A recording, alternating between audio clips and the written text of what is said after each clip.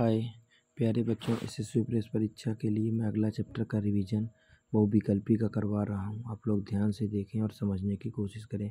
Chapter का नाम है आनुवांशिकता तथा जैव विकास। पहला प्रश्न है इसका,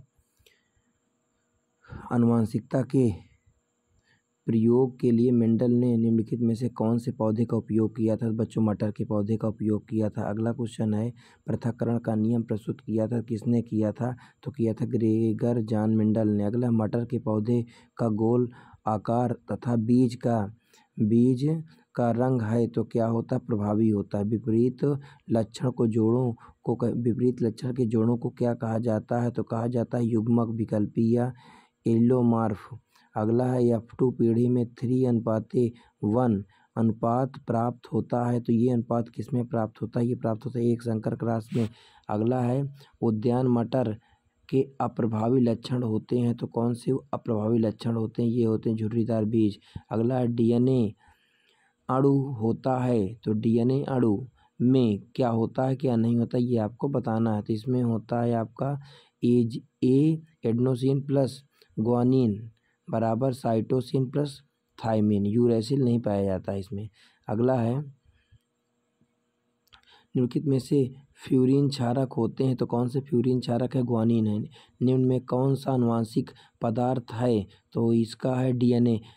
गुणसूत्र किस पदार्थ के बने होते हैं? तो ये बने होते DNA एवं प्रोटीन के। सामान्य मनुष्य में गुणसूत्रों की संख्या कितनी होती है? तो ये बच्चों होती है 46। अगला क्वेश्चन है आपका, जैव विकास का मूल स्रोत क्या है? तो जैव विकास का मूल स्रोत होता है प्राकृतिक चयन। अगला है, उत्परिवर्तनवाद संकल्पना के जन्मदाता किसे माना जाता है? तो माना जाता है ह्यूगो डी व्रीज को। अगला है, उत्परिवर्तनवाद का कारण क्या है? तो उत्परिवर्तनवाद का कारण है जीन में परिवर्तन। जातियों की उत्पत्ति पुस्तक के लेखक कौन हैं? तो जातियों की उत्पत्ति के जो लेखक हैं वो आपके हैं डार्विन। लैमार्कवाद का मूल सिद्धांत दिया था तो किसने दिया था? मतलब किससे आधारित है ये आपको बताना है। तो ये है उपार्जित लक्षणों की वंशागति। अगला, मटर के लंबे पादपों का क्रॉस बौने पादपों से कराने पर प्रथम पीढ़ी में लंबे मटर के पादप प्राप्त होते हैं। द्वितीय पीढ़ी में प्राप्त पादप होंगे तो कैसे पादप होंगे ये आपको बताना है। तो लंबे और बौने दोनों हो सकते हैं। अगला है, डार्विन की सबसे बड़ी कमी क्या थी? डार्विन की सबसे बड़ी कमी थी भिन्नताओं के कारण की व्याख्या ना होना। जीवन की उत्पत्ति कहाँ से बताना है आपको? सागर से। निम्नलिखित में से कौन सा जीनोटाइप शुद्ध गोल बीज का प्रदर्शित करता है? तो इसमें कौन सा प्रदर्शित करता है? ये आपका करता है कैपिटल आर।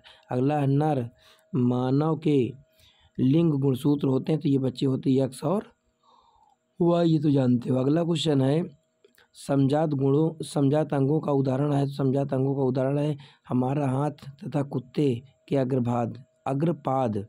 अगला है, मेंडल के अनुसार मटर के बौने पौधे का जीन्स प्रारूप प्राप्त होता है तो कैसे प्राप्त होता है ये आपको बताना है। तो ये आपको प्राप्त होता है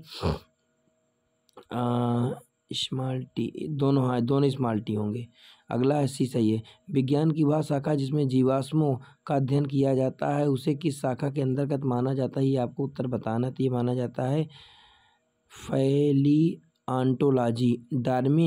डार्विन के अनुसार नई प्रजातियों की उत्पत्ति कहाँ से हुई है?